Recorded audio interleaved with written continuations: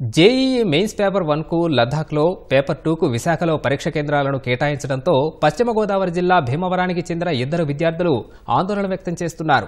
స్థానికంగా ఓ ప్రైవేటు కళాశాలలో ఇంటర్ చదువుతున్న తేజచరణ్, సాయి లోకేష్ జేఈఈ మెయిన్స్కు దరఖాస్తు చేసుకున్నారు.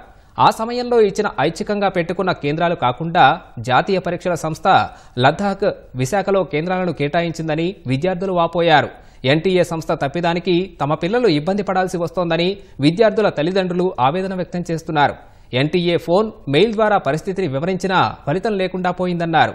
దీనిపై కేంద్ర మంత్రి భూపతిరాజు శ్రీనివాసవర్మ, రాష్ట్ర మంత్రి నారా లోకేష్ స్పందించి న్యాయం చేయాలని విద్యార్థులు కోరుతున్నారు. ఎన్టీఏ కండక్ట్ చేసే జేఈఈ మెయిన్స్ కి అప్లికేషన్ పెట్టుకున్నాను. దాంట్లో నేను నా సెంటర్స్ కింద మా దగ్గరగా ఉన్న భీమవరం, ఏలూరు, తాడేపల్లిగూడెం, రాజమండ్రి సెంటర్ పెట్టుకున్నాం. అయితే ఇక్కడ నుంచి దాదాపు 3000 కిలోమీటర్ల దూరంగా ఉన్న కార్గిల్, లడక్ పడడం నాకు చాలా బాధగా ఉంది. 29వ తారీఖున బీటెక్ ఎగ్జామ్ కార్గిల్లో వేశారు.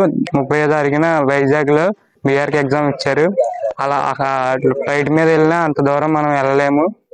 మా తల్లిదండ్రులు ఎంతో కష్టపడి నన్ను చదివించారు. వాళ్ళు ఎంతో నా మీద ఆశ పెట్టుకున్నారు. నన్ను చదివించడానికి అప్పులు చేసి మరీ నన్ను చదివించారు. కానీ ఇలా అవడం మాకు చాలా బాధాకరంగా ఉంది. నేను మెయిన్స్ బాగా రాసి ఎన్ఐటి, ఐఐటి కొడదామని ఎంతో కలగన్నాను. కానీ ఇలా అవుతుందని నేను అనుకోలేదు. ఎలాగైనా ఎన్టీఏ దీన్ని దృష్టిలో తీసుకుని మాకు ఎగ్జామ్ సెంటర్ మార్చాలని మన సెంట్రల్ మినిస్టర్స్ ని, స్టేట్ మినిస్టర్స్ ని కోరుకుంటున్నాను.